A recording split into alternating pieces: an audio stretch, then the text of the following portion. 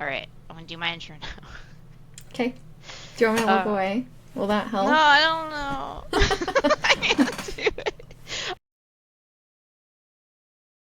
Alright.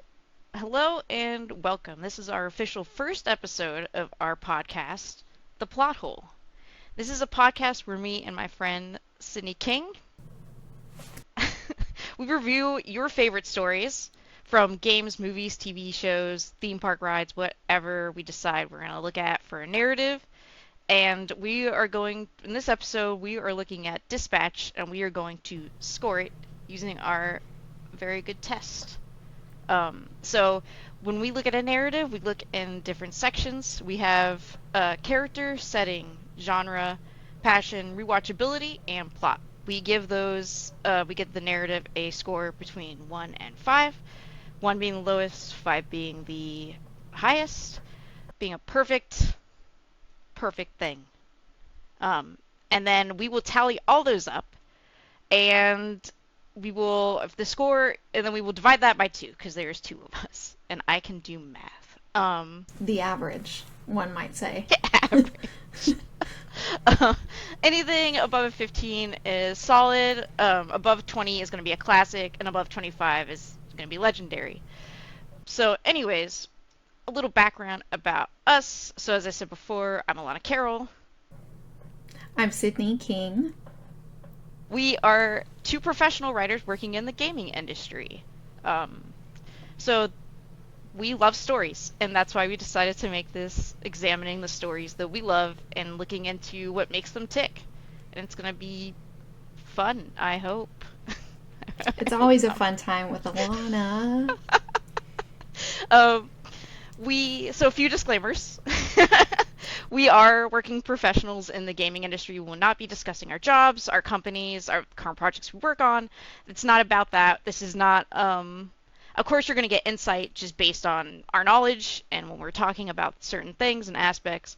And, but if you're looking for insider information, this is not the place to go. And our opinions do not reflect anything from our companies or jobs. Second disclaimer that I super can remember. Do you remember what it was? Your second disclaimer. Our opinions are not a reflection of our business. Yes. I don't know. Am I missing something? I feel like you covered it. Spoilers. There will be spoilers. Yeah. This. So there will be whatever. If we're talking about story, we're going to talk about all the story that includes the endings. We love stories. We're rating these, but just because a story ranks low or we criticize it doesn't mean that it's a bad story or people that put work into it don't deserve recognition for their hard work. Stories are meant to connect, so if it connects with you, then it's a good story. Yeah. This is basically just us. Mm-hmm. We get our writing torn down for a living, so this is... Yeah. Yeah. So today, or for our very first episode, we're going to be covering the game Dispatch, which I played, Sydney played. We both played it. We wanted to do this podcast for a while, but we would always go back and forth and being like, should we do this movie or this show? But when this game came out, we were talking about it at the end of every episode, and so we were like, hey, we should actually just save these thoughts and do it for our first episode. Yeah, so we haven't heard... We know some of our choices from the earlier episodes, but I don't know how Lana's game ended. She doesn't know how mine did. So we are going to be getting live reactions and live thoughts.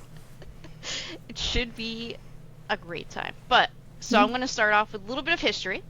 Mm-hmm. And I'm going to start off with the Steam summary. So it's a superhero workplace comedy where choices matter. Manage a dysfunctional team of misfits heroes and strategize who you send to emergencies around the city, all balancing office politics, personal relationships, and your own quest to become a hero.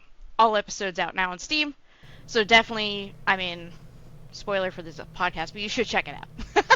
Yes, very good. If you like narrative-based games, if you are into things like the old Telltale games, which we will get into in a minute, I'm sure, things like Life is Strange, you will like this game.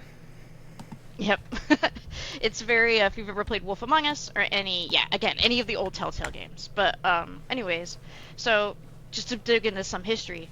So Dispatch was created by a studio called AdHoc. AdHoc was, created by, uh, former game devs of Telltale's, studios. So, um, referring to my notes. We have the two directors, Nick Herman. He actually directed Tales from the Borderland and Wolf Among Us. Actually, two of our favorite games. Which are my two favorite yeah. Telltale games, yeah. And then Dennis Lennart. Sorry if I mispronounced anyone's name. Personal offense. I know. He did Walking Dead New Frontier. He was also creative director on Tales from the Borderland and Wolf Among Us. So, two really big names in this. And so they actually ended up with doing a collaboration with Critical Role for Dispatch. And so the company was not expecting this level of, like, oh, first of all, let me back up. How did Critical Role get involved? So, I would love to know, because I don't know, Lana. Please tell me. Well, my notes say a few different places. Oh. For one, we have voice talent. So Laura Bailey, Matt Mercer, Travis Willingham all star in Critical Role and in this game. I don't, sorry, my computer beeped at me and now my brain died. Mine beeped at the same time. Something was going on with our call or something. Great, this is going well. But anyways, so there is voice talent from Critical Role.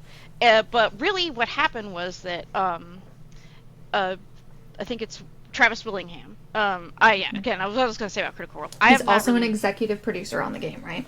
Oh, is he? I believe so. That would make I sense. should probably fact check that. But, I think he and Matt Mercer were. Anyway, continue. That makes sense. But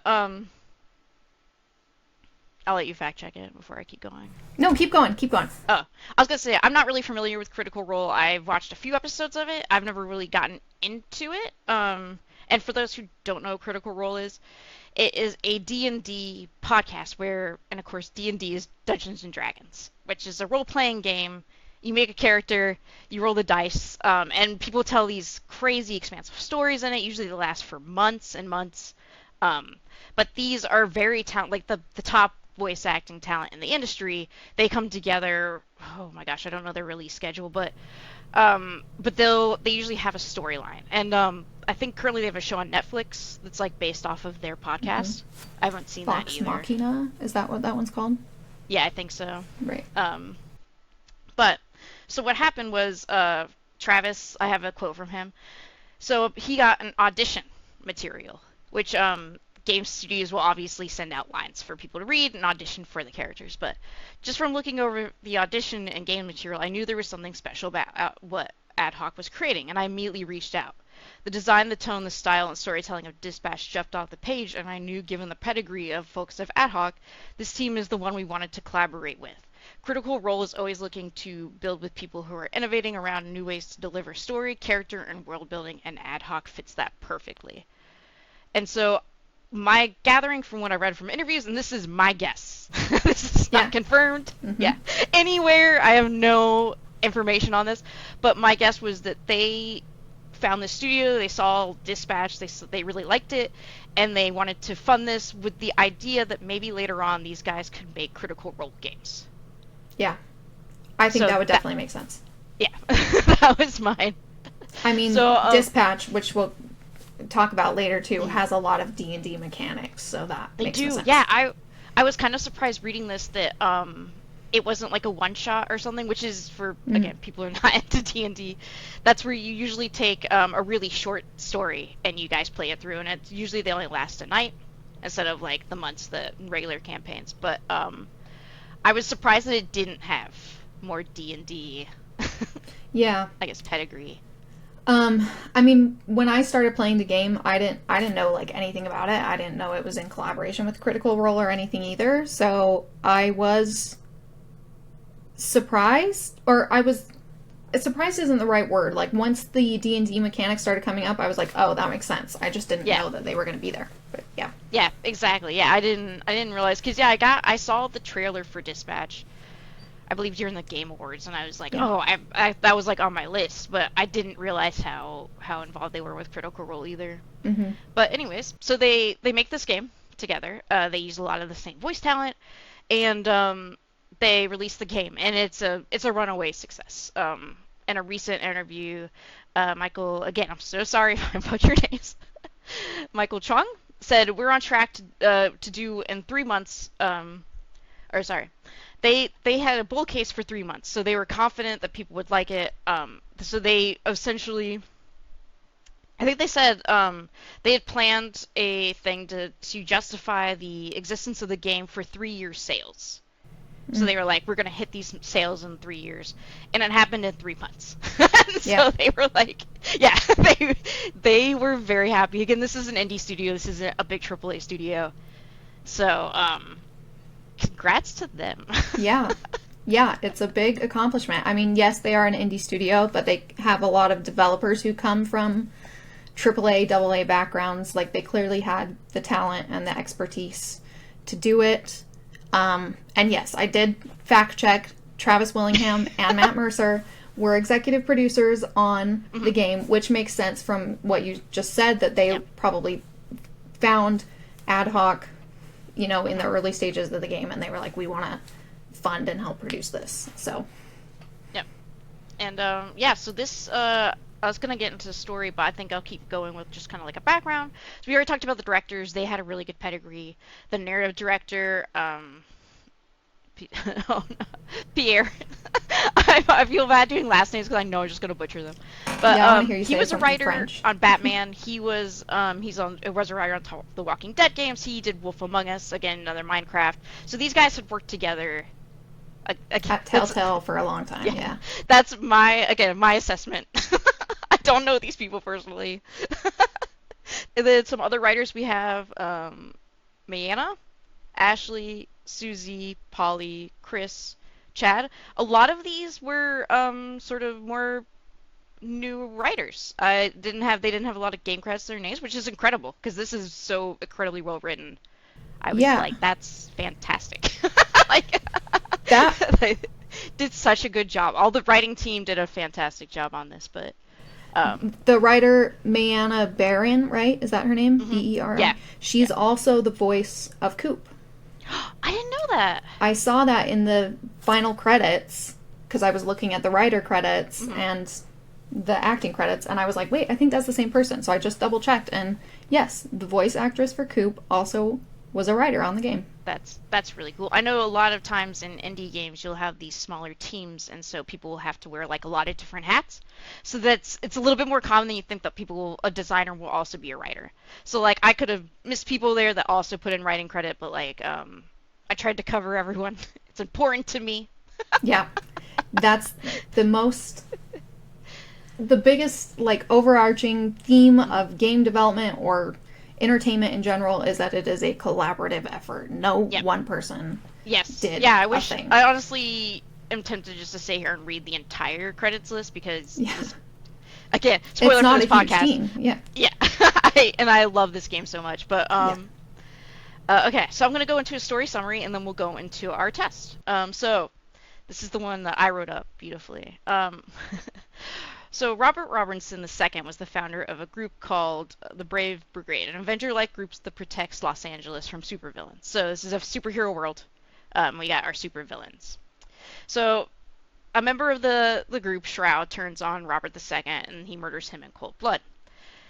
He gets arrested after doing this, and so our game picks up after 15 years. Shroud escapes, and you find him being hunted by Robert Robinson III. Amazing names. Yeah. Like how they were like, we're It's gonna a be comedy so game, alliterative. in case that Yeah. wasn't clear. It is a comedy. It's a workplace, superhero workplace comedy.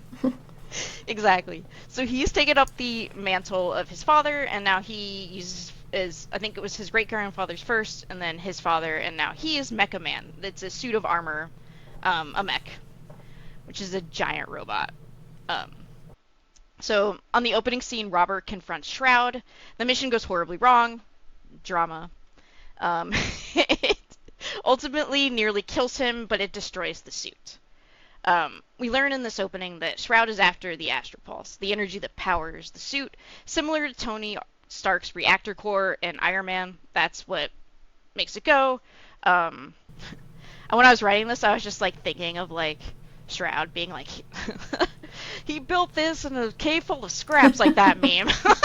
Tony Stark Yeah. built this in a cave. Yeah. Yeah. Anyways, but in this accident that takes out the mech suit, the Astral Pulse is lost to Shroud and Robert. So this brings us to Robert's aftermath. He's as low as he can be. He's been stripped of his suit, his very identity, and he's approached by Blonde Blazer. Blonde Blazer is a recognized superhero from the SDN, which stands for Superhero Dispatch Network. I didn't know that playing the game. I was like, Well, did I miss that? you missed that, Say, yeah. oh god damn it. It's an organization that dispatches superheroes to help subscribers who call in for assistance. So essentially, it's like you subscribe for, I assume, a fee, and then your cat gets stuck in a tree, and you can call, I don't know, a bat monster to come help you get your cat. I think that is who I sent, actually. It was its own. I think I sent Golem, and I was like, maybe the cat would not like that. Oh, but maybe anyway. I sent Golem too. I don't know. Whatever. So Blonde Blazer approaches Robert. She offers him a job as a dispatcher for the Z-Team. The Z-Team, and that's who we're referring to as Colum and Sonar and Coop. The Z-Team is composed of former supervillains trying to make a better life for themselves and establish a name. The team is a mess. They're past villains. They've done some horrible stuff. They're all broken individuals, also struggling with their own past. As a dispatcher, Robert's job is to guide them through their shifts. So they'll get missions, you send them out missions, you select which of the Z team members will go on call, and in exchange, SDN tells Robert that they're going to repair his suit. So of course Robert accepts in the job, and now in the chaos ensues with him and the Z team. Plot unfolds. Yeah. Plot unfolds. But yeah, we can jump into the scoring because Cool. I have a lot of thoughts on this first category. So Character. That's our first category. I gave this a 5 out of 5. You gave it a 5 out of 5. Yes. Okay. I would love to hear your reasoning. Oh no. Yeah. So that's an easy one for me. I just absolutely loved Robert as the main hero. He was just easy to connect with. And he was a really interesting allegory for the job market today.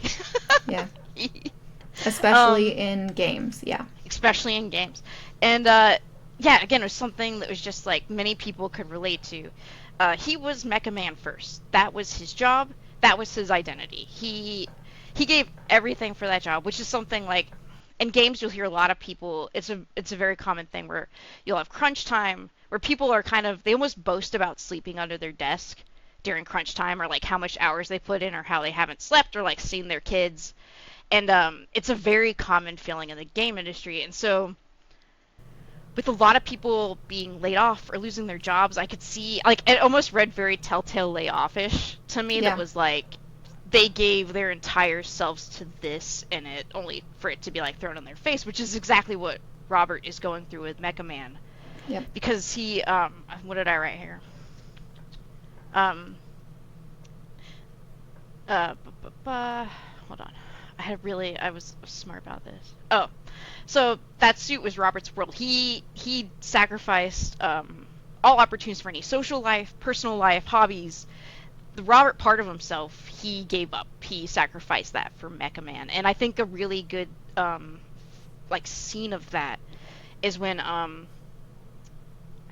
he's like, I think it shows him in his apartment, and his apartment is just bare except for the suit. The suit just fills it all. And I think it's such a good image of his life. And yeah, and it's just like how he interfaces with the world, and that gets stripped from him. Like everyone's job. When you introduce yourself to someone, you say your job first mostly. Like that's your identity. And so but he isn't whiny about it. He's never whiny. He doesn't feel I want to use the word like privileged here, but like like, why me? He never sort of does that. He's He's not always sort of, bitter or like yeah, bitter. entitled about it Yeah. either. Yeah. And I don't know, I was trying to think back when I was writing this if he can be, because of course this is a choice-based game with different things. And I don't think he ever is. He can get mad, because I Mm-hmm. think in the press scene you can like call over the reporter and punch him in the face, Yes. which Yeah, is a you very can. like, yeah. I did Um, not do that, but you can do that. I also was like, nah, I'm gonna take the high road. But I did make one choice that I will talk about later because I couldn't resist. Okay. And so essentially, because he gave so much of his life for Mega Man, now that he's not that, he's just lost. He just feels Yeah. lost and like a little sad, and that sadness feels earned. He's not cynical. He's not Oh, cynical mm-hmm. just to be cynical. Yeah. Yeah, He because still he, has kind of like hope in the world to me. yeah, he joins Mhm. SDN and teaches and coaches this team of supervillains because his whole thing is like he likes helping people, and like if he can't be in the suit, he's going to be a hero in another way by directing other would-be heroes. Yeah. I love to go on Reddit and and read the Reddit, and someone on there had a really good statement about it that was like, he was a hero who failed, not a failed hero. And I was like, yes, poetry. Yeah. That's exactly how I feel about it. Mm-hmm. Um, Mm-hmm. again, I sort of what I wrote in my notes was like, I always did choose the heroic option for him, so like that Yeah. That again sounds is like my you. reading. Yeah. In my plays, he always stood by his convictions, he always stood by his morals, and he always tried to make the best choice, because I try to make the best choice for him. Yeah. But he always had that element of hope that he was able to sort of instill in the Z team, and sort of raise them to be a little bit better. And I put that Z team was a great parallel to him too, because they're all in the same boat as him. For various reasons, they've been stripped of their very identities, supervillains. I think Invisigal, Vizzy, who's one of the characters, was telling him about her powers, and she's like, "I can turn invisible. That's a super villain power. Mm-hmm. What else am I supposed to be?" So, and All I he's can do like, is "Yeah, steal stuff and watch people yeah, have sex or something. Yeah. yeah." Which, I mean, I guess if you put it that way, sure. Yeah, I was like famous people too. I was like, all Oh right, yeah. you do you, I guess, Missy. Um, but,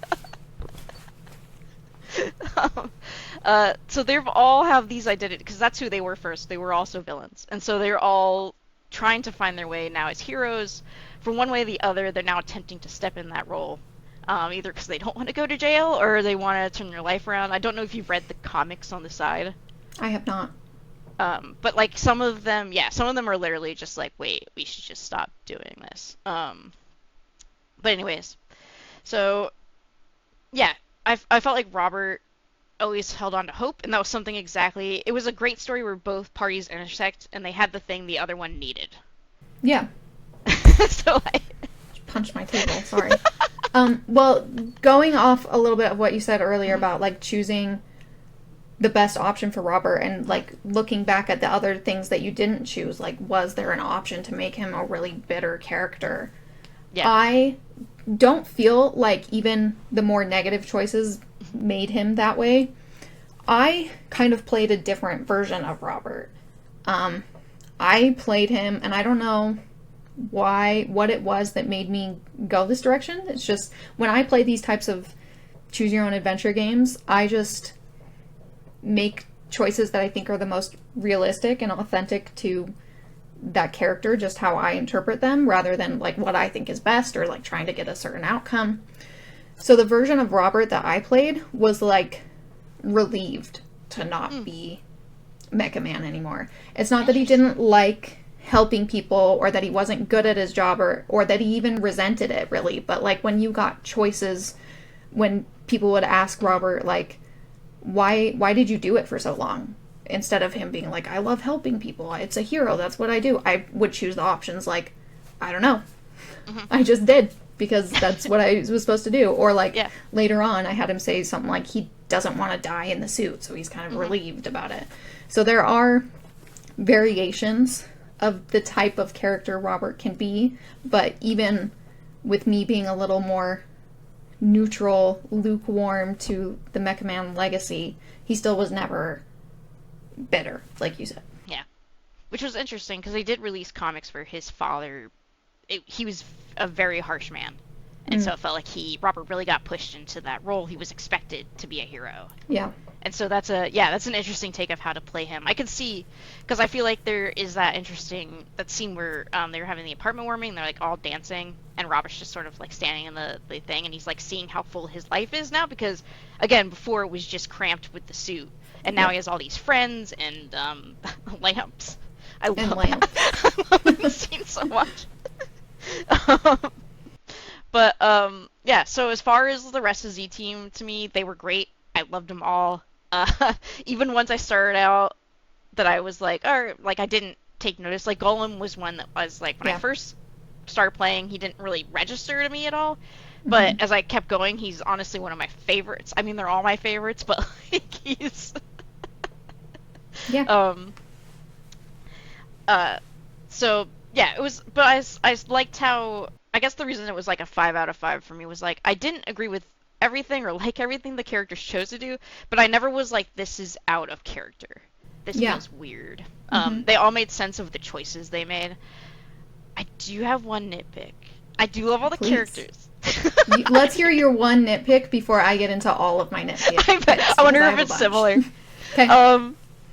The two main women, Blonde Blazer and Invisigal. Okay. I had issues with Invisigal's story at the end. I want to talk about that when we get into the plot. Okay. Issues, but I do believe she kind of ended up overshadowing Robert a bit, who I love Robert. And she kind of overcrowded the storyline. Again, I'll talk more about that later. And then Blonde Blazer, she was just more of a fixture. I wish she had a little bit more drama. Yeah. Maybe that's because we both went down the Invisigal path rather than the Blonde Blazer path, so maybe there's more there that we don't know yet. Something I made a note of, was like, but I do wish in the game she had a little bit more, I guess, drama to her.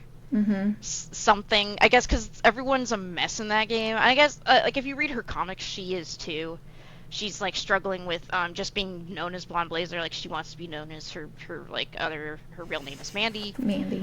She wants to settle down. I wish that we'd seen that in the game. Yeah, I think that's fair. She's very polished. Yes. And you don't really get to see under that at all if you go down the Invisigal path, where if Invisigal's so central to the plot that I'm sure if you're romancing Blonde Blazer, you still get to see Invisigal's messiness and complexity, where you don't really get that with Blazer.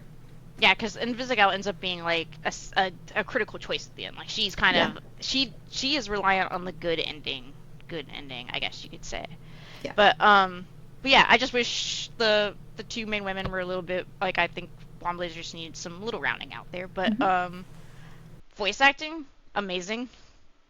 When I first started playing, this is kind of an interesting game because there are some people that aren't traditionally voice actors in this game. They have a lot of influencers. Jacksepticeye, Moist Critical are like two of the big known ones. Yeah, I didn't really notice Charlie's voice as Sonar. Like, Sonar was just Sonar to me. Yeah, I thought he did a great job. Yeah, he did fans. And I saw, because I watched Jacksepticeye, Sean's playthrough, and he actually cut Sonar, not Coop. So I got to see Sonar turn at the end. And I thought that, like, I was like, he nailed it. He was, like, scary. I want to replay the game and make different big choices like that, because, that's cool. It was a really cool, where I was like, damn. They did. I think he was a little cooler as a villain than Goop, but Sean was I got a little hung up on him in the first 2 episodes, because I've watched Jacksepticeye forever. Yeah, he's way more familiar to you than somebody like Critical, who you don't really like watch. So I was hearing Jack instead of Punch Up, but I felt like, again, by the end, I was hearing Punch Up. It wasn't really Jack anymore. He did a really great job with that character. And that character had some great moments, too. Like, they really found a lot of good places for them to shine. Yeah. All right. What's your score? I gave it a 3.75 for character. Not that it's bad. I'm very critical. I love Robert. I completely agree that Invisigal kind of overtakes the plot at the end, where Robert feels like he kind of peaks, and then especially the last episode in particular, is all like Invisigal development, which is great. She's my favorite character. She's the most interesting to me.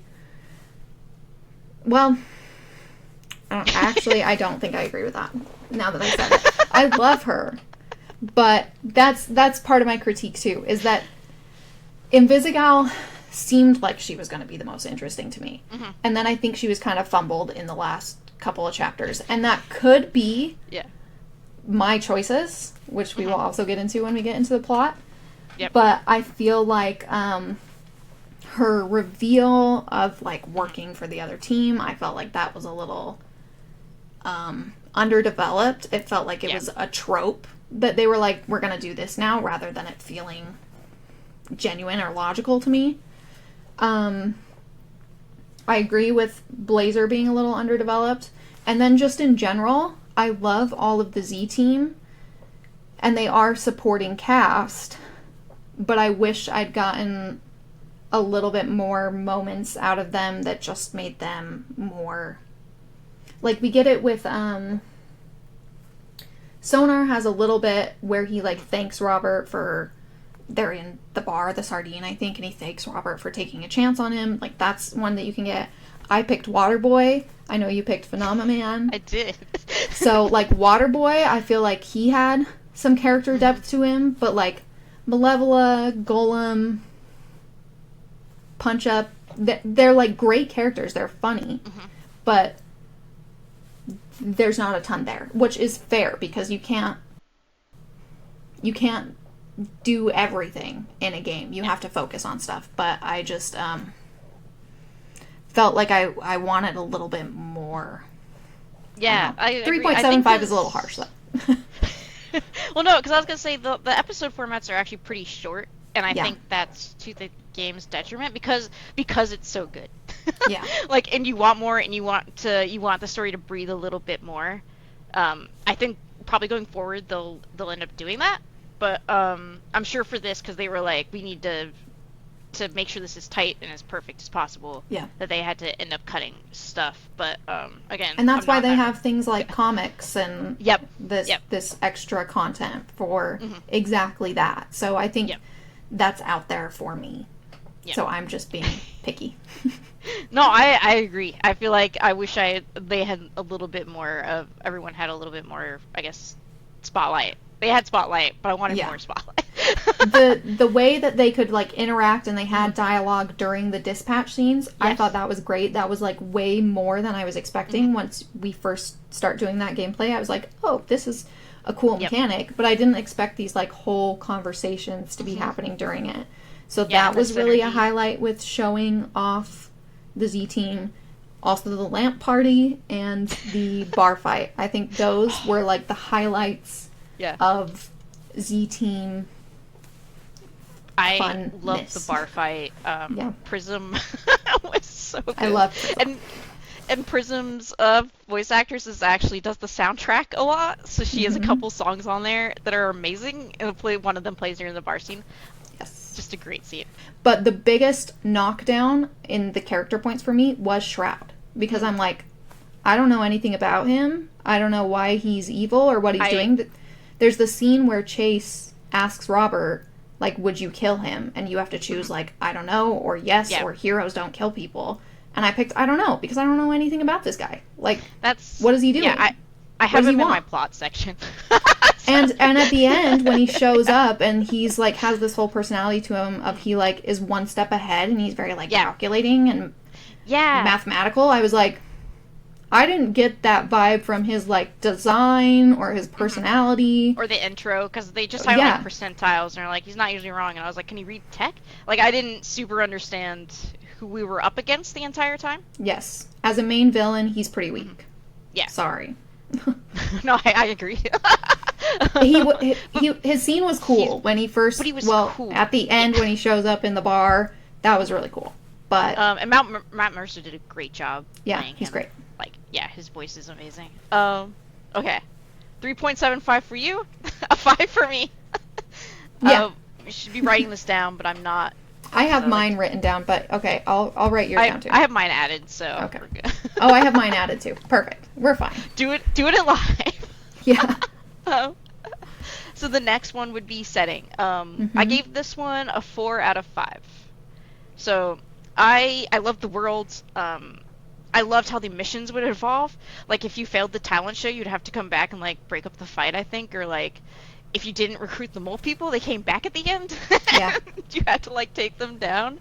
Yeah, it was like very chaotic in the end, but it was cool to see those choices come back. So but they're kind of hard to spot. Yes. Again, it's so chaotic. But I wish SDN was like a little bit more fleshed out as a workplace environment. Where's HR through this whole thing? I just feel like I don't understand the structure of SDN. I'm like, so are all of the dispatchers former heroes or current heroes? But then there are people in the office that are in like plain clothes, but then you see some people in superhero outfits. I'm like, I don't understand how this works. At some point, it was just unspokenly understood that all of the Z team knew that Robert was a former hero, and I was like, is that part of the rules of like, I don't get it. So yeah, I had the same thought. Yep. Yeah, as you said, like they mentioned other branches. They mentioned like this was like the low tier branch, like stuff like that. I wish had been a little bit more like, I don't know, fleshed out, or I understood it a little bit better. Again, because I'm really interested in it, so I want to know more. It's just such a great problem to have. It's a very unique, like, interesting concept to approach superheroes that way. Yep. So yeah, just having a little bit more transparency with how it works, I think would have made it feel more real. And, like, I can't imagine that SDN isn't shady. I'm still by that. I'm still determined. Yeah. Because I guess maybe I'm watching the boys too much. But there is something messed up about a superhero subscription network. Yeah, that you're, like, do cops not exist in this world? Like, that's a thing too. Like, because we're dispatching them similar to, like, police officers, but you have to pay for it. And so I'm like, so are there also cops? There's like all this structure stuff that makes it seem like SDN has a lot of power, and we're just supposed to like believe that they're all great, polished, like blonde blazer, but we know that's not true because Phenomenon is a mess. Yeah, literally.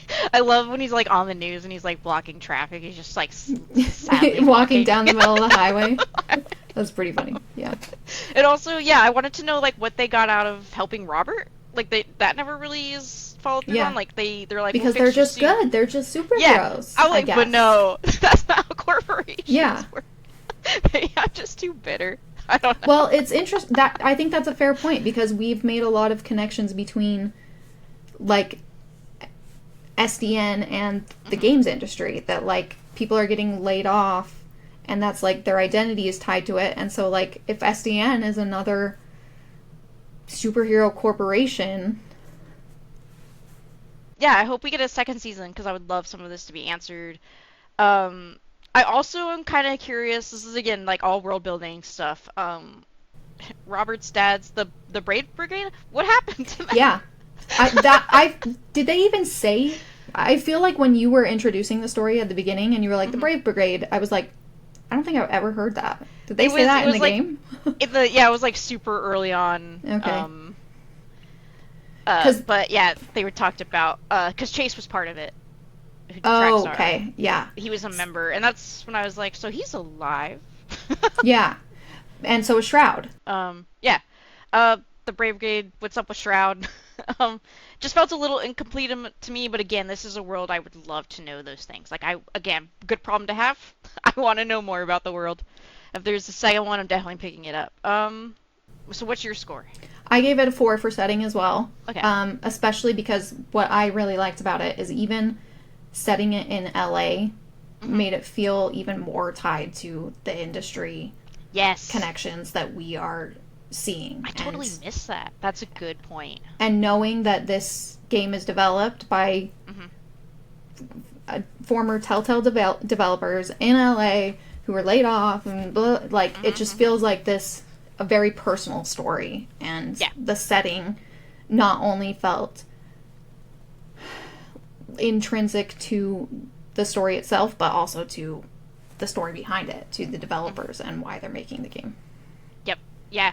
I totally agree with all. I think that's what makes this game so special to me. Mm-hmm. All right. I move on to genre. Cool. So I guess I should be explaining what these categories are. I've just been going through them. I mean, they're pretty self-explanatory. We're talking about if we like characters, if we like the setting, if we like genre might be one that you might want to explain a little bit.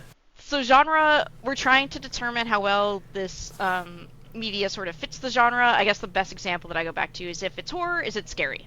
If it's comedy, is it funny? Which, this is very funny. This is also a superhero one, so how well does it play within the genre? How well does it... Yeah, I guess... genre, yay. Yeah. but comedy as a genre, superheroes as a genre. Yep. But also... but I gave this... Yeah. Yeah, go ahead. Oh, no. I gave this as a 5. Great.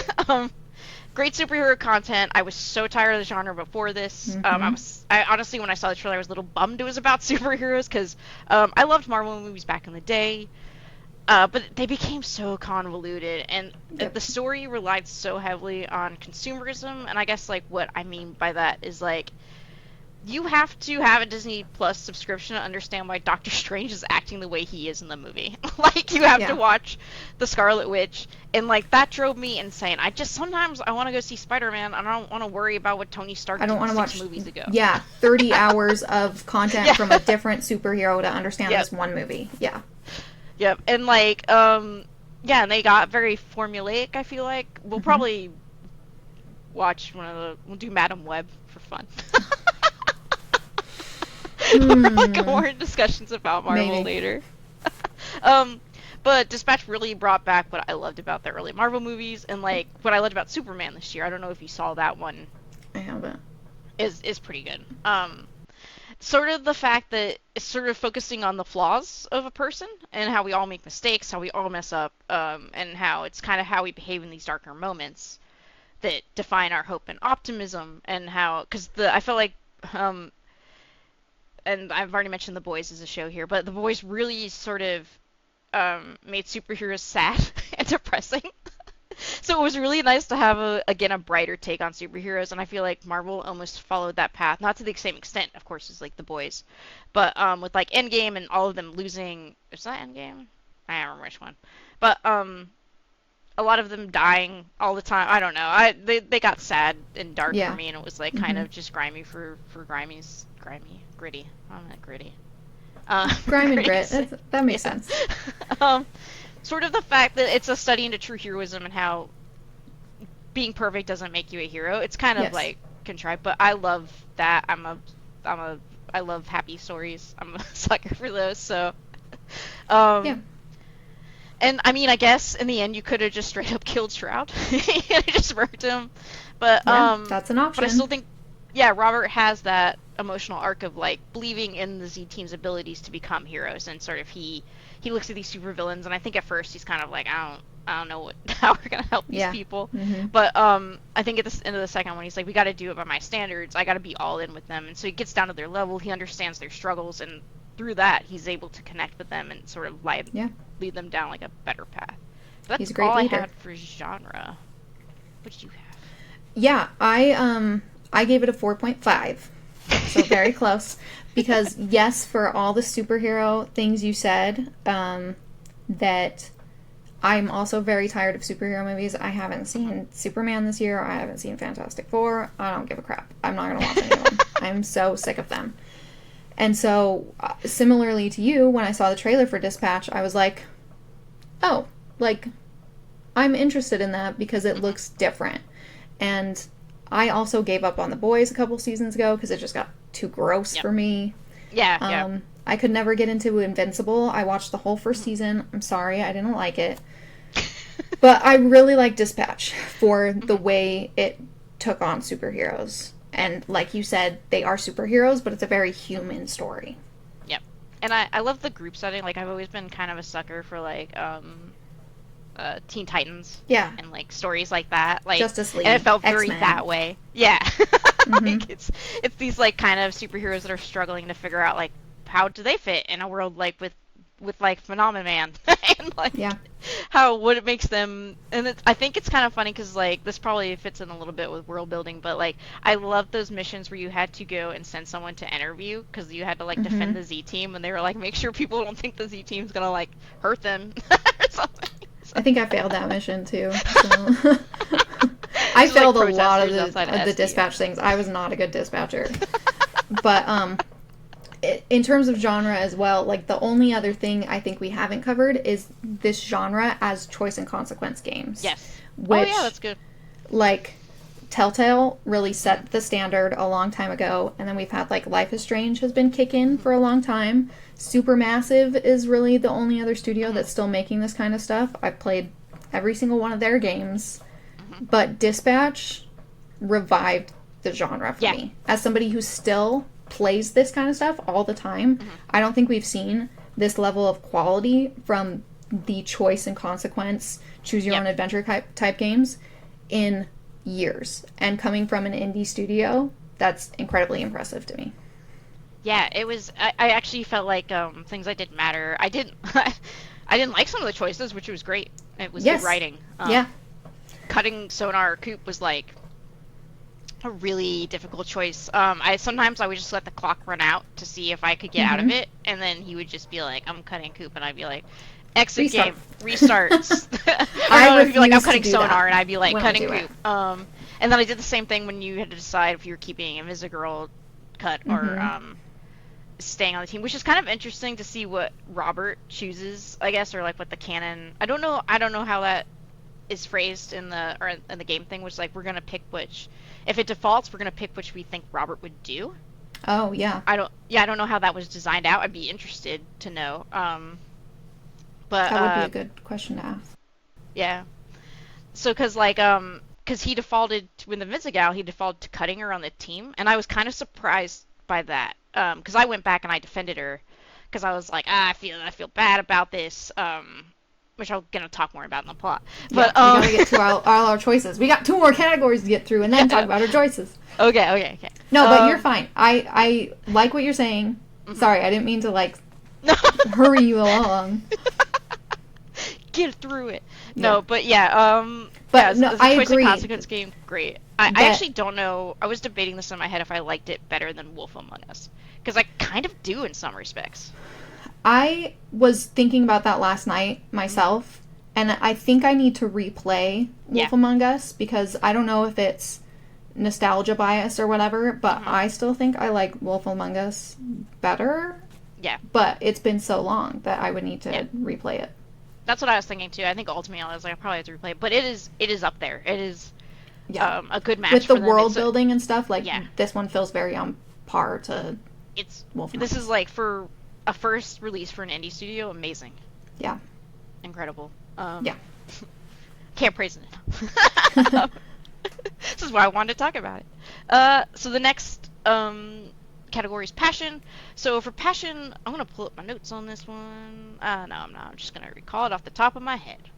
Shoot from the hip. For passion, we wanted to kind of assess, I guess if it feels like a cash grab, if you could really tell the team put their hearts into it, if you could tell that, not this has ever happened, but that corporations have come in and meddled with the story to make it feel like a formula that would sell. That's again, I never mind. But anyways, we've never seen that happen. I don't know why we've never seen that happen. But so for this one, this was an easy 5.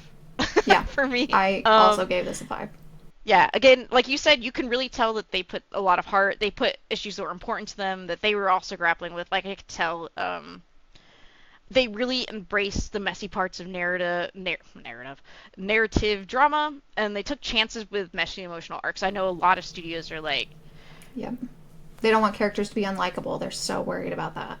There was a thing in games where they don't want characters to be unlikable, and so they'll yeah. So so as a result, you get sort of watered down, flat characters. Yeah. I didn't feel that in this, thank God, and they all became like even Flambe, who I know a lot of people hated in the start. he became I really love it. lovable to me, but he Yeah. was just super messy, and I don't think that's a character that could have been written in AAA. Yeah.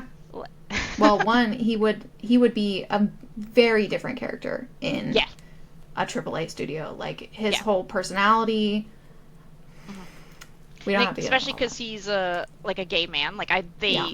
yeah, that would it would be a very again very different character. But his karaoke song, amazing. I, Yes. still, I send I send Cindy TikToks of it all the time. It's stuck in my head all day. I need a friend named Robert so I can Yeah. sing it to him. Do you ever read the comments? They're always like, "This is a bad day to be named Robert." Yeah, I saw somebody made a TikTok and they were like, I made all my friends play Dispatch, not knowing what we were getting into, and my name's Robert, so now my text tone every time I text them is that song. Yeah. It's fantastic. Again, the bar scene, amazing. Yeah. Start to finish. Yeah, that was really when like the character Yeah. interaction peaked for me was that scene. Mhm. What did you give it? Yeah, 5 as well. For exactly what you said, like it. I mentioned before, I have played every Supermassive game, which is the other studio that's really leading the charge with these choice and consequence games right now. But you can tell from their games, again, like we know what it's like working in AAA, and writers are beholden to shareholders and executives and stuff that are making decisions. But you can tell in a lot of Supermassive games when and where there was executive interference and things got cut and storylines got condensed. And this felt like Dispatch, felt like a team with a very unified vision from the beginning that believed in their writers to do what they set out to do. And that's very rare, at least in AAA right now. Like, that's very rare to find a studio that invests in the story like that. And I mean, it could have been a toxic environment. Like, we weren't in those writer rooms, obviously, but like it came through as like a passion of love, a labor of love. That's the actual phrase, but a labor of love. I hope that everyone sort of got to put in themselves a little bit of the characters. I feel like that's why they, like, in my mind, I would guess that's why they are so unique, is because everyone got to really add and really go 100% on them. But yeah, easy 5. Easy 5. Okay. Replayability. I gave this a 4 out of 5. I really want to play it and see what the different choices are. I'm really interested to see what the effects of the different choices are. I'm interested to see if I can, but I just don't want to do those hacking games again.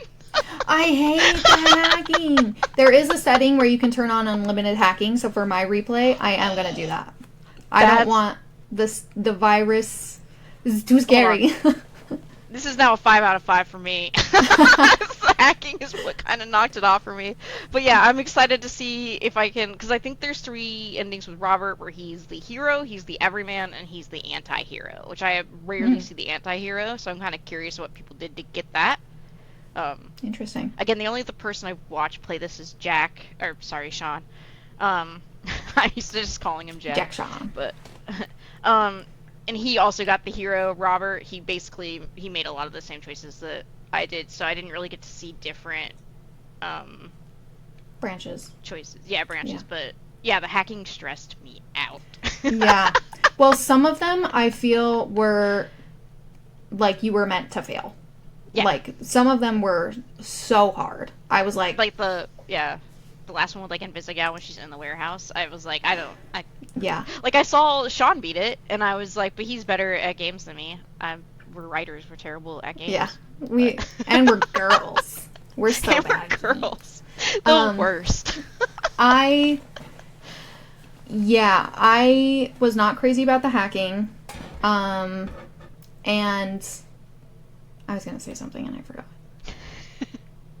What was your score for it? Replayability. Oh, I gave it a 4. Okay. Partially because, yes, I wish I could, like, I wish there was an option, like, this is something Supermassive has done recently, where they have, like, a a chart where you can go to each specific point and just see quick Yeah. branches. Like you go to the major sections, where this I have to like replay the entire game. Hmm. And I love the creativity and the gameplay and interactivity of the dispatch sections. Yes. But I'm like, I don't know if I want to play all of the dispatch sections again. I mean, sometimes I wasn't too crazy about so how the dispatch missions work is they're luck based. So like Mm-hmm. it'll be like you have to send a character who can move fast and is strong, so you'll send that and it kind of overlays like I don't know what you call those type of graphs, but like a, so I'm doing a terrible job explaining this. Yeah. Um, It looks like those but personality charts. yes, and it was Yeah. like a D&D roll Yes. where you had to essentially roll and hit a certain area, and it was a percentile, so like 90% you would get in that area. And I got really frustrated when I failed, like Yeah. 93%, and I get a fail, and I was like, no, I This did is why not. I don't play D&D either, because I'm like, Yeah.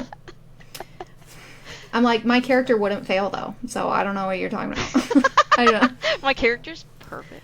I just like being in control too much as like a writer. I want to be the puppet master. Maybe I should be Yeah. a DM then. Maybe I would Maybe, enjoy that yeah. more. I don't think so. But yeah, I also found the dispatch sections frustrating at times. I think mostly because I was just really bad at it for some reason, especially the final section. Did you get Blonde Blazer? Did she save you? She tried. I did a really bad job. Did you fail? LA is gone. LA's gone. I was like, I'm doing so well, and then Blonde Blazer came in and was like, I'm here to help, and I was like, looked at my bar, and it was like little tiny, and I was like, oh. Oh, but you managed to save I LA did. still? Yeah. So I think what happened, Mhm. I'm trying to make myself feel better at least. And this is partially why I need to replay it. But I didn't realize that like Coop is moving around the map while you're getting these other calls. Yep. And I think what was happening is that Coop is slowly draining the health as she's like moving around. Yeah. And I didn't notice that, so I was like, "Oh, she doesn't have a timer on her. So I'll handle these other things first and then she'll be like plan B. Like when I don't have anything else important to do, I'll attack her." And I think I should have been prioritizing her because I felt like I was doing pretty good on the calls, like I was succeeding on most of them. And then all of a sudden they were like, "Oh, you lost and your computer's shutting down and LA's on fire." And I was like, "Oh, what? I was not paying attention to my bar. I'm sorry." So yeah, I failed Yeah. LA. It's like when you defeat one or the other, it will like turn off the screen, and like but yeah, I didn't realize that because Blonde Blazer came in for me, and like I was watching again Sean's playthrough, and she didn't show up, and I was like, oh, okay, I guess I just really suck. Oh, so if we're doing really bad, she shows up. Yeah. But she was actually again probably more in the plot section, but like she was great in those final chapters. But Yeah. yeah, I kind of added in the replayability value. I think the turncoat was really cool that one of them, whoever you cut, went against you. I think that's like an interesting. It added to the replayability. Ugh. But all right, so you gave it 5. No, you gave it 4. I gave 4. it a 4. Yeah. I gave it 5. I changed it. I was gonna give it a 4, and then you Because I told told me you you could turn about off the hacking. hacking. Or I was give like, yourself unlimited hacking attempts. Yeah. okay. So the last is Is plot. plot. This is a little bit. I love this game. I'm gonna say that right out of the gate. I gave this one a 3.5. I gave it a 3, so you're still more. I was debating between a 3 and a 4. I love the early game. Mhm. The pacing, the hook was great. But I think the finale's fumbled. And Yeah. it was funny because you used that word earlier, and I was like, I actually wrote that in my notes that it fumbled. Great minds. So okay, Invisigal, I had Robert fall for her. I didn't really like either one of the romantic options. The more the more that story developed between him and Vizzy, the romantic aspect, the worse I felt about it. I felt like Robert maybe should just stay her mentor. I felt like the relationship was kind of weird. I don't know, she was a little creepy at times. She's very suggestive. Yeah. Yes. And it was like, and I think, knowing that the locker room scene could play even if you're not romancing her, where she like pushes Robert up against the locker and starts making out with him, that Oh. was like, I did not like that when I learned that. So if you're pursuing Blazer, she'll still do that. I guess that makes sense because if you like flirt with her one time throughout the game, you get that. It just felt bad. Like that. Actually, that whole scene was just like weird to me, because there was like a line where I don't know if you also got this line where she's like, "I just wanted you to look at me the same way you look at Blonde Blazer," and I think I literally went like this. Yeah, I did that too. I was like, "What are you talking about? What are you talking about? He's literally chosen you at every single turn." Yeah, I'm like, I kissed her before I met you. Yeah. Okay. Sure. And I'd even have Robert kiss Blonde Blazer. So like my Right. Robert, like literally So chaste. couldn't care. Yeah. About Blonde Yeah, Blazer. I agree. That was one moment where I felt like maybe there were some cuts to like other scenes here where maybe there was some scene where the three of them were interacting and there's I don't know that And I think lacking. too, outside of the romance options, she ate into like just a lot of scene time at the end, and she like repeatedly asked Robert to trust her, and you had to like kind of prove that you always had to pick the option where I trust her, I'll cut her loose, I'll do this. But she literally never did anything to prove that. Like up until now. I had no reason to trust her. She stole the astral pulse at the end, didn't give it to Robert for some reason. I didn't really understand her To protect reasoning. him because she thought Shroud was going to come after reasoning. him.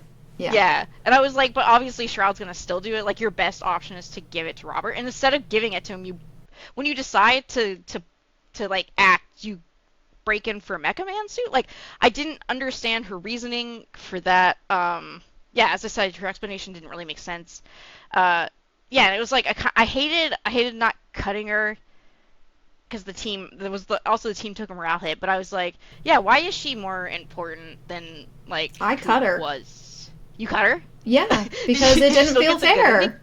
Yeah. No, I didn't. Oh, I still got the good ending. But yeah, that's what I was saying. It felt bad, like making those choices where like I should have been 100%. Being like, yes, I trust her. I mentored her. She's ready for this moment. She'll do the right thing. I didn't feel that. Right. And I don't know if that was, maybe that's what the writing was wanting you to do. Maybe he wanted you to waffle. I'm not really sure. But yeah, she kind of stumbled. Yeah, and I think you mentioned this before, but like she was working for me the whole time. Like that line came out of nowhere where Shroud was like, she was collecting a double paycheck and they handed her the mask, and I was like, what?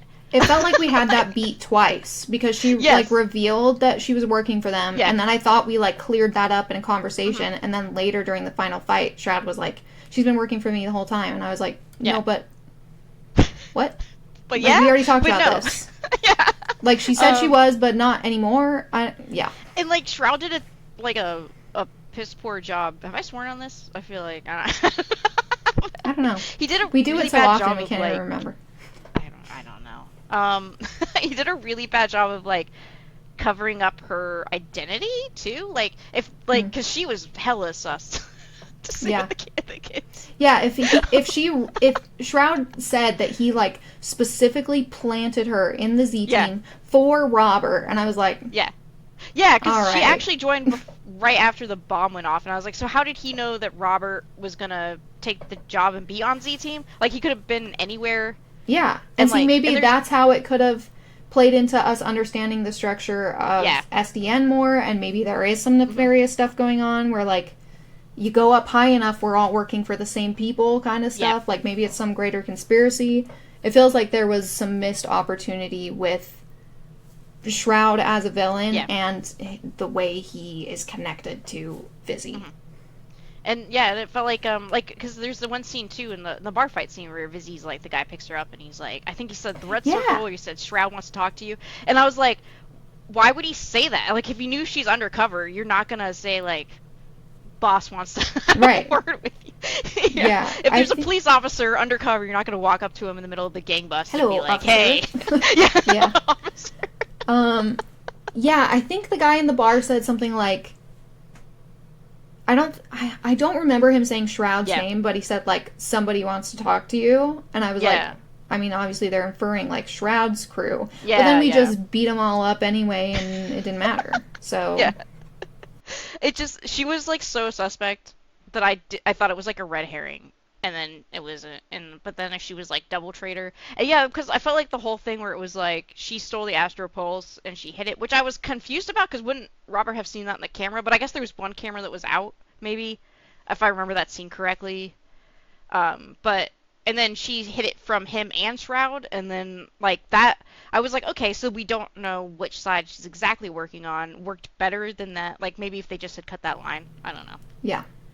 Which is partially why I'm not upset about not getting the good ending. I still want to replay it. I think I just want to replay the final Yeah. 2 chapters so that I can get the good ending. But I kind of like Vizzy's ending as apparently I isolated her. I alienated her, and so she Yeah. embraced villainy. And I was like, I feel like I was pretty nice to her, but okay. But I actually you- kind of like that ending for her. Yeah. You had the romance option, right? Like you romanced her too, so like I did. It's weird that I went to the movie theater with her. I Yeah. danced with her. I was very nice all the times. The things I did that I think, and again, I need to play, so I want to see. Yeah. I cut her from the team because I'm like, that's not fair. If everybody else wants her gone, other than Yeah. Golem, like, yeah, sorry. Like, I feel like if their relationship was good enough that she would understand that, I felt like that was a very Yeah. understandable thing to me. Yes. But I understand why, as a character and for writing, she was hurt by that. So I'm not mad about that choice. I stand by my choice to cut her. And then the other one was after in the locker room when she said, "I'm the one who planted the bomb." Instead of saying, "I forgive you," I said, "I don't know how to feel about this right now." Yeah. And I think that was what pushed me over the line. So I forgave her in the locker room. I didn't feel great about it. It didn't feel like the natural choice. I felt like he would be Yes. conflicted about that. Again, that was his whole identity. Mecha Man was like his whole life before Yeah. this. And I was like, but I think he would like he now his life is fuller, like in another sense. And he's a so hero. He's I going to was like, say I the can nice thing. Yeah, he's gonna say, yeah, I think he's like, villain, you're a villain and you did villain shit, like, who cares, chill out. Like, it's actually a really funny line, because he's like, I forgive you, chill out now. I'll You have haven't to, seen that I'll line. have to choose it, yeah. Yeah. Because I haven't seen any other branches or anything. I haven't watched any playthroughs. All I know is my story right now. Yeah. And I did see people on Reddit say that they cut her, they said they don't know how to feel about it, and they still got the good ending. So I don't know why. I'm sure that the system under the hood is tracking the choices in a much more Right. complicated way than like Telltale used to. So like I was thinking like maybe it's like moments where she's not in the room because she's invisible, so maybe she overheard a lot more than we thought she did. Yeah. So like I think like talking to Chase, you can be like, oh, I see good in her, or talking to Blonde Blazer, you're like, I trust her. And like maybe it's like those moments too that added into it. I'm not really sure, or like how much you sent her out. Yeah, I would suspect that at least like when you go to your stats Yeah. and like you see all the choices that you make, that those would be the ones that would have an effect on your Yeah. relationship with her. I mean, maybe some of the smaller choices that don't show up in your final stats can have some impact on that, but I'd have to look through all my choices again too to see if there's anything else that I feel like, because I don't know, every time I play one of these games I feel like I'm going to the ending that I think is going to be the good ending, and then I always fuck it up right at the Yeah. end. Yeah. Which, again, I stand by my choices. I'm happy with the ending I got. But I also I don't know what it would have been if you're saying that other people cut her and said they didn't know how to feel and they got the good ending that's with her. what Reddit says, and we all know that they never lie, they never make anything Right. up. Yeah. They're I'll super- replay the final 2 chapters and see if me just making those 2 choices differently changes it. Yeah. But maybe it was also because I failed to save LA. I don't know, and she really didn't like that. It was a turn And off. that might have been it too. I think the ending would have felt a little bit more. What I have the note here is that if they had focused more on Robert, like I was kind of almost expecting him to choose the Astropulse or Z Team, or if he had to, Mm. yeah, if he had to if he was as much as a mentor to the rest of the Z Team as he was Vizzy. Like I don't know, I felt like maybe they both kind of Z Team and him got a little sidelined. I wanted Robert to I wanted a moment where it really showed his growth. He didn't really get a spotlight moment like the rest of them did, Hmm. and it made me sad. I think maybe at least part of that spotlight moment Mhm. for Robert is right at the end choosing to show mercy to Yeah. Shroud or choosing to kill him, which is a Mhm. choice I didn't even get because of my interaction Yeah, with Fizzy. So, because Vizzy kills him, right? And the evil one, yep. she takes his mask, which I actually think is a better ending for. Because I See, got I liked the ending. I'm not mad in about my it. ending, she took a bullet in the shoulder, and Oh, for Robert, so she jumps in front mm, of okay, Shroud's gun and stop. She doesn't really stop the bullet; she slows it down. They both end up getting shot. It's pretty funny actually how much that she is messes funny. that up. But She tried. It's the and she thought I that don't know counts, she Alana. she also kind of felt a little like she was the embodiment of things that I liked Robert wasn't, because she was like kind of whiny a little bit, like which she especially I don't think I can get over that line about like I want you to look at the way you look at Blonde Blazer, and people were It's a like, well, weird maybe she one. meant like her like a hero, and I was like, but that doesn't even make sense because they have that whole moment where she stops the jewelry heist and they all clap for her and they all like celebrate her. So I was like, you did have that. Yeah, she did. She had that moment. You're Yeah. right, because So that's how I interpreted the line: is that he mhm, sees Blazer as this like beacon of good, mhm. and like she's. I can't think of any other words to do, but there's like Yeah, she's like this the a true tarnish, hero. yeah, Yeah. with Fizzy that she's imperfect or whatever, and I'm like, okay, Um, and then so my really hot take is I think it might have been better if they cut the romance out of it. I I think it would have given everyone a little more breathing room to other characters. Again, this is my I know people really like that though, really like that aspect. I wish they'd either um, made it bigger or cut it entirely and just focused on more like just Robert. But again, I still really like the game. Don't think of that since I don't like the game. Um, yeah. I mean, I like when the first set of chapters when Blonde Blazer is introduced yeah. as a potential romance. I was like, great, cool, I'm gonna pursue that. And then chapter 3 starts with Fizzy's sex dream, and I was like, Yeah. oh, I was Yeah. not expecting her to be an option, and I kind of Mhm. thought, even through that chapter, I thought it was going to be played off and dismissed as Mhm. like it was a silly thing and Yeah. we're coworkers. And then it developed to this bigger thing, and ultimately I ended up liking it because I Mhm. followed the Vizzy path. But um, yeah, maybe it's just the love triangle aspect of it is like Yeah. played out. I was I was wondering too, if I would have liked it better if I felt like the ending would have felt better if I had pursued Bond Blazer instead of Izzy, and maybe she would have felt more like a student figure to me. And because at the end I was like, ah, I should have put Blonde Blazer. Because Blonde Blazer really came in clutch a few of the scenes. Like she really She's great. shined in. Yeah. I guess literally and figuratively, but Mm. I was like, oh, maybe that was something a little bit more. But I don't know. Anyways, well, Yeah, romance I was like a mean, little bit. I on my second playthrough, I do want to pick Blazer and Mhm. see what her plotline is like. But Vizzy is so intrinsic to the overall plot, Mhm. with like her being this double agent and like there's Yeah. missions that she goes on. Like she goes to steal the Astral Pulse. I can't imagine that they're going to change that entire scene so that Blazer does that. That doesn't even work because she has the asthma attack. Like what are they going to do? So like it felt like from the beginning that Vizzy had more weight to her as a Yep. romance option than Blazer. So I Yep. can't Yep. imagine that the Blazer option is going to feel satisfying to me. Yeah. Yeah. That's what my concern was. Yeah. I kind of wish they'd done like a Wolf Among Us thing where like him and Snow White obviously had a thing for each other, but they didn't really go into it, and you were like, okay, so second season, there's probably like a little bit more potential for drama. But like, I wish the first season had been a little bit more set up on that, and then focus on Robert, so we get to know him as a character, like how he focused on Big B. But is that his name? Yeah. Yeah, Brain. Big B. Yeah. For a second, I was still thinking Dispatch, and I was like, you mean Golem? You're like, who the hell is Big B? Yeah.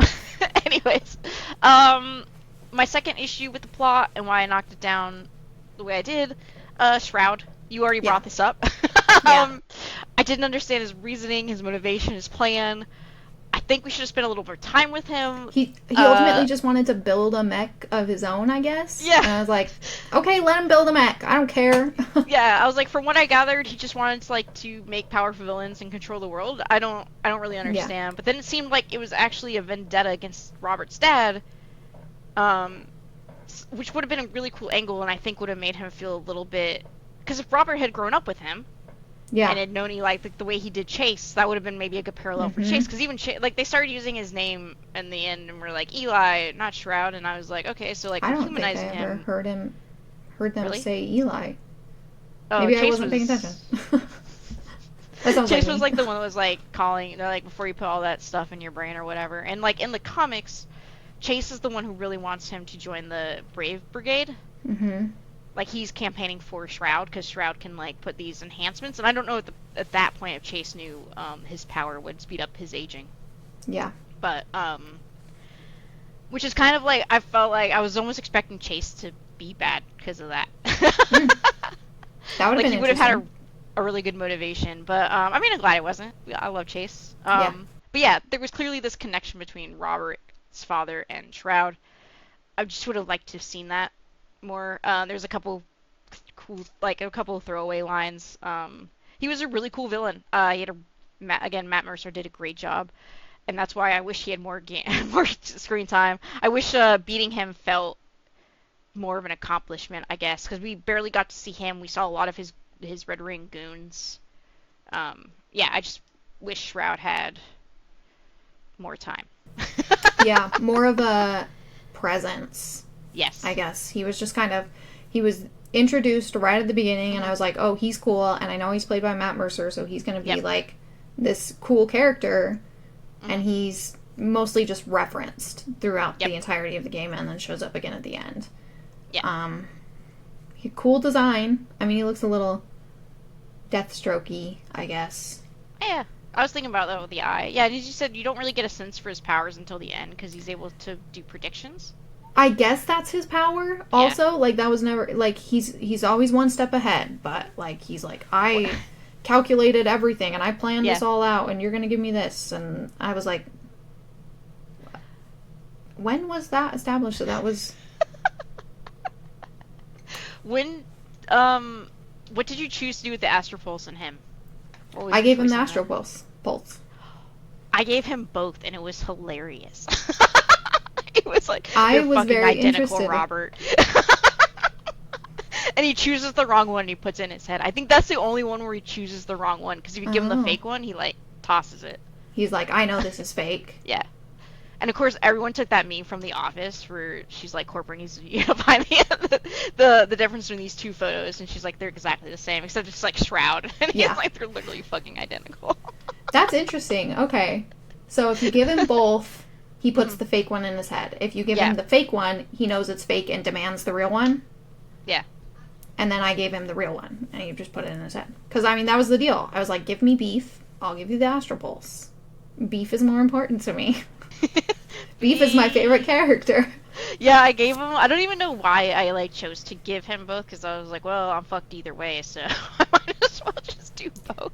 And I mean, sometimes when the bar is shrinking, you're just like, I don't know. Yeah, I was like, because I guess it was too. It was like his whole thing about like probability, and I was like, what's the probability you can tell the difference between them? And it was 0. Great. Yeah, I think that's Math But I was surprised about how little people picked that, because I was like, to me, I was like, I guess I don't know. Yeah, I guess I just didn't. In the moment, I was like, that option barely even registered to me, because I was like, why would I give him both? Yeah. I don't know. I barely even thought about giving him the fake one. I was like, that was the deal. So here you go. Here's the real one. I don't know. You're Robert true to his word. Did you still get the heroic Robert, or did you get which one did you get? I think I got the heroic Robert. Like, what's the differences? I don't actually know. I just know with some choices it's like heroic, which you were the hero and you tried everything you could to do the right thing. Everyman, which is like Oh, everyman. No, yeah, that Yeah. actually I recognize that word Yeah. now. I had everyman Robert. yeah, he was like he like did his best or something like that. I don't know. And then there was anti-hero, which is like you were unpredictable. People never knew what you were gonna do. Which I'm surprised I didn't get everyman because the last scene where you're in the bar and you're talking to the bartender, it had the glass him option, Yeah. and I had to pick it. I picked it too. I knew exactly. I was like, I understand that reference. Glass him. And yeah. Such a good reference. And Steven Shroud's like, whoa, okay. Yeah, it was funny. It was Listen, very Shroud. similar to the earlier episode when with Golem and you can chair him. And that's what I thought. Yeah, it was like give him the chair. And I Yeah. was like, does this mean what I think it means? And I clicked on it and it does. You throw the chair at him. You throw the So chair. I And thought it's that so- was a funny reference to the Glassin meme, and then they actually brought Glassin in later. So And I love that Golem, apparently Golem's respect actually goes up for you if you throw the chair at him. Yeah. Like, she he better. liked it. It's like when you yelled at Ramona that one time, and she was like, "Oh, now I respect you." She respected me because she was Yeah. scared. Ramona's a dog, by the way. Yeah, Also, she's- wait, She's in her bed. I was a That very you can't stern see. voice. I used a stern voice. Do not yell at dogs. She beat my dog. Yeah, what do you have any thoughts? I talked a lot about plot. No, I'm wondering what other choices I wanted to talk about. That, like, you picked Phenomenon, Yep. and I'm interested, like, we briefly talked about this, because that was, like, the last check-in we had before we were like, let's not talk about this anymore and save it for the podcast. Wait, actually, we're discussing this in length. We should say this. Yeah. But you picked him, I think the way you said to me was because you're like, Waterboy will be fine. yeah. I would love to understand your reasoning more for why you picked Phenomenon. Because it was, like, never an option for me. I was like, of course I'm going to pick Waterboy. I felt bad for him, I think, because he was just so sad and depressed and moping around, and I was like, this guy deserves a second chance. I also thought he was pretty funny. I was He is amused funny. by him. Yeah. I wanted the Z team to bully him, and they did in the best ways. They do, yeah. He actually had some really funny lines. There was he has synergy with Punch Up if you cut Coop. So like him and Punch Up had like super funny lines where I forget what it was, but I forget what Punch Up says to him, but he like responds and he's like, "Well, you're not usually my type, but maybe we can make something work." And like their synergy screen is him throwing Punch Up like a bowling ball. Yeah, he was like he was just a sad guy, and I felt bad for him. And I was like, Waterboy, someone will give him a shot. He's a nice dude. He'll find his That way. someone could have been you, Alana. It was me. I gave Waterboy a shot. I actually do think Waterboy, gameplay-wise, was a better option than Phenomenon, because Phenomenon, if you failed a mission with him, he'd get depressed. He gets And he'd be depressed. out for like a few missions, and it was so irritating. And I was like, come on, man. Well, but what Waterboy does is, if you haven't sent him on a mission in a while, he volunteers himself, and you can't unvolunteer him. You can only kick him out once. And so he just starts sending himself on missions that he has no business being on. So it's, it's not great either way. That sounds fantastic. Yeah, because there's always like, I do like they did a good job balancing that out. But I like I think because some of the scenes were different with the Mothman. Like he was in the Sardine, but he just was like talking about his breakup to a villain, and the villain was like, I don't want to hear this. Super funny. And then he abstained from the vote for Invisigal, so it actually made it a little bit like more uneven for me, because I was like, okay, well, not all the team, because we had Flambe, Gollum, and then Phenomenon abstaining. So Flambe and Golem in yours Yes. didn't want to vote or wanted to keep Invisigal? They wanted to keep Invisigal, Interesting. because Flambe was like, I feel the same way as Gollum, because you guys didn't have to let me back in after I nearly tried to kill Robert. Okay, because that's the other thing, is I didn't tell Yes. them that I was Mecha Man, so that's why Flambe was fine getting rid of Invisigal too, because Golem was the only one who wanted to keep her on my thing, so it was even more like I have to cut her.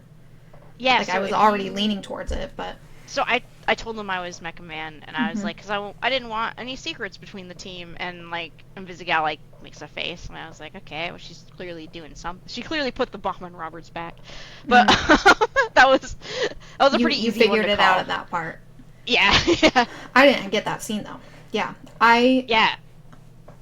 It kind of goes back to the version of Robert I was playing where he's kind of relieved to not be Mecha Man anymore, where like I think he did a good job, like his speech basically when he says I chose not to tell them I'm Mecha Man.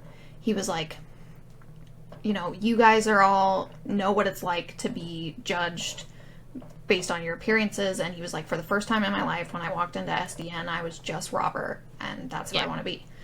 And so it was more in line with the version that I was playing. And to be honest, it didn't have that much of an impact on the game, me not telling them. I was really worried about it after, because I was like, it didn't feel right in the moment for me to tell them that I was Mecha Man, but I know how these games work, and I was like, that was obviously going to be my only option to tell them. Oh, I wonder if you replay if you made the same decisions with Vizzy, if that one was a huge pusher to either way, because then she's like, oh, I don't have to be a trooper or whatever. But yeah, I'm wondering that now too, if that is maybe what pushed her towards villainy as well, is that I wasn't honest.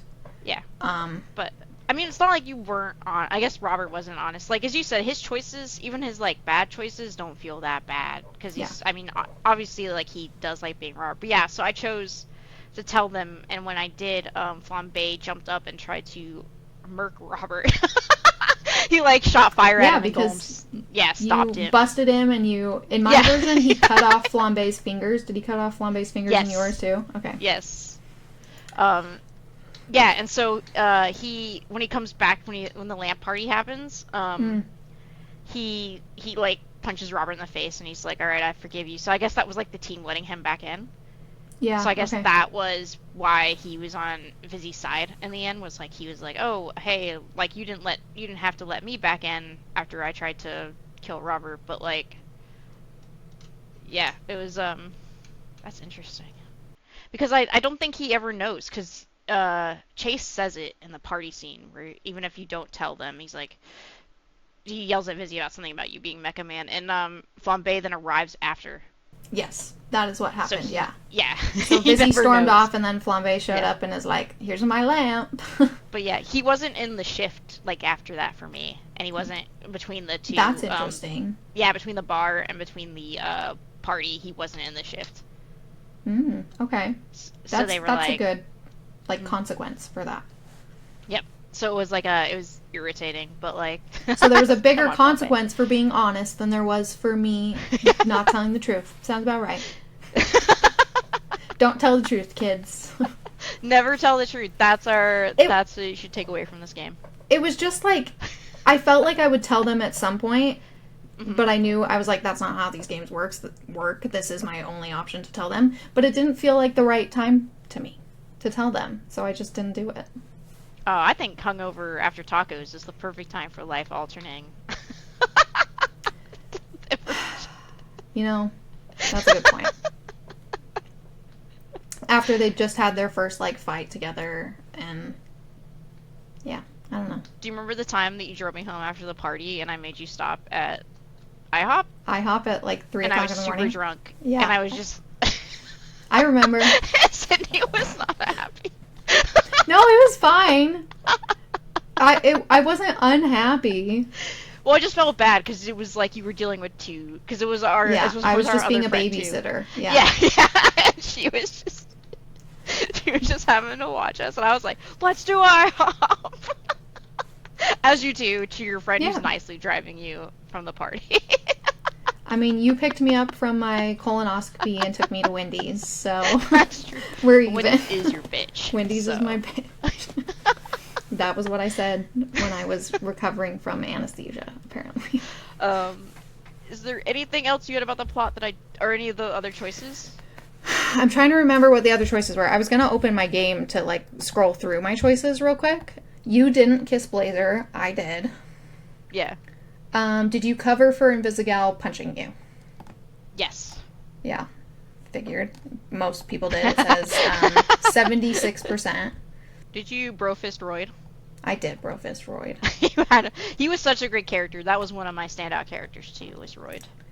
There were little things in the dispatch segments, like I sent Sonar to meet with Vanderstank or whatever the guy's name was, and it went horribly.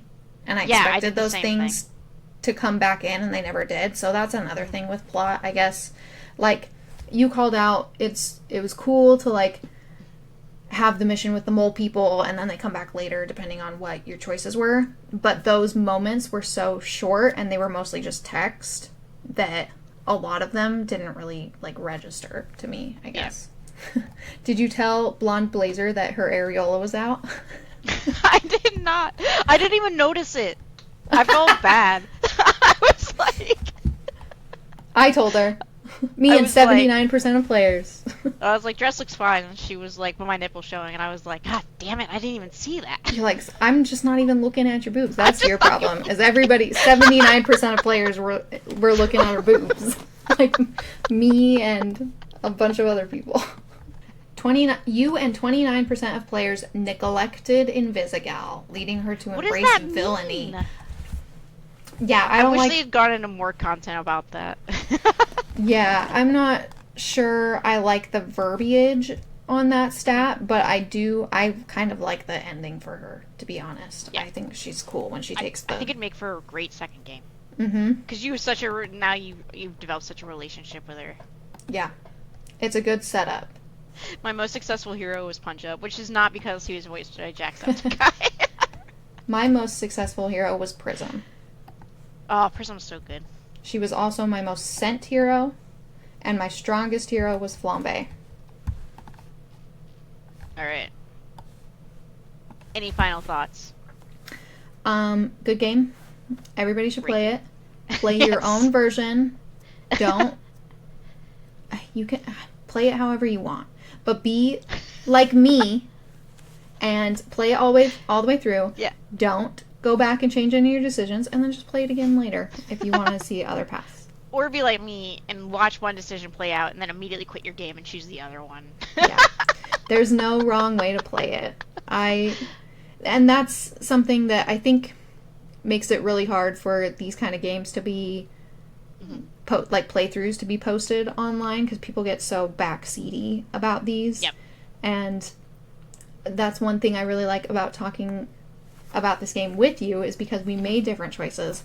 We can explain to each other our reasoning behind them, what we liked about the outcomes and the consequences, and what we didn't. And yeah, we understand that there is no right or wrong way to play it. And it's a testament to how good the writing is in this game, especially as this genre, because the choices are not black and white. They're complicated, and they're, as seen by the stats at the end, it's pretty divided with what people choose, because there's no right answer. Exactly. What was your favorite Z-teamer?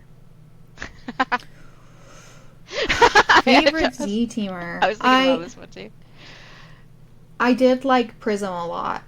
I did send her a lot. She just felt really flexible to me in the actual dispatch sequences. Yeah, let's go with Prism. I think Prism was my favorite. I think I like Sonar. Of course you do. Yeah, right? I don't know. He's a monster bat. I love monsters. Cryptid. Pretty sure the zombie wolf I have in the back showed up on camera like 3 times, but like... Yeah, Sonar's a great character too. I think he's like the most unique out of all of the Z-teamers. Yeah. And he's just a chill bro. Could get a beer with him and hang out. Yeah.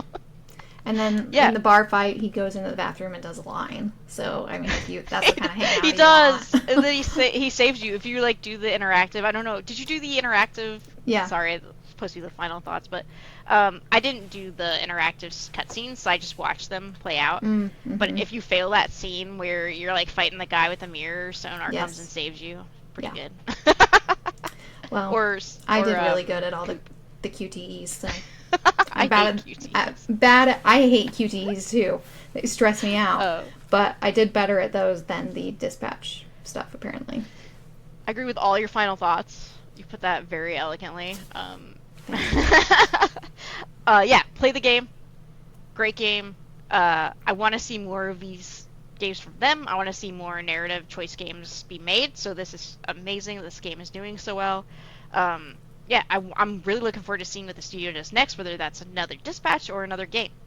And I really want more from the world of Dispatch. I know there's like rumors going around about a show or more comics. Bring them on. I Yeah. want them all. I hope we get a lot more of this in the future. So my final score was 27.5. My final score was 24.25. So what's our average? My calculator plus I know, because I threw those decimal points in there. 25.8. Yeah, anything above 20. Wait, it's 28, right? 25. 25. 25 is legendary. We just put it over to legendary status. Wow. I think that's fair. I think it's fair too. I love this game. It's going to be one of my favorites. I'm always going Yeah. to think of it as like a favorite narrative choice based game. So yeah, I agree with that. Thank you for watching. This is when people And say or like listening. and subscribe. Yes, and are listening. Yeah, like and subscribe. Tell us if you like this and if you want us to talk about more stories. There's some things coming out I'm super excited about, like Five Nights at Freddy's 2. Heck It yeah. won't again. This won't always be game driven, but there's a lot of game like content coming out right now. So Mm-hmm. Five Nights at Freddy's 2 Fallout Season 2 is something also I'm really excited about. All right, thank you for listening.